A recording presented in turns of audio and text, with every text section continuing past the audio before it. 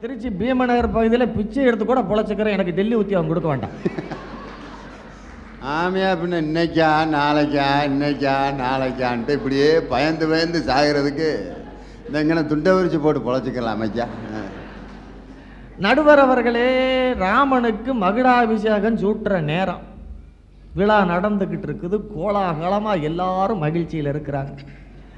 அந்த நேரத்தில் கைகேயிட்ட வர்றா, கைகேயிங்கிற ஒரு பெண்ணுகிட்ட வருது நடுவர் அவர்களே ஒரு பெண்ணு.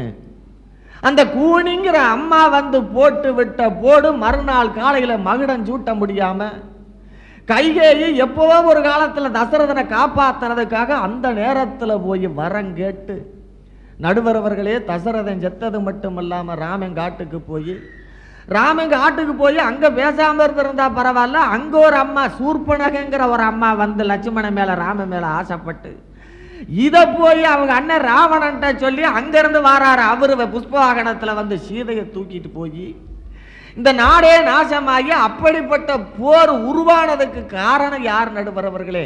கூனிங்கிற ஒரு பொண்ணு அந்த மந்திர தொடக்கி வச்ச தொடக்கம்.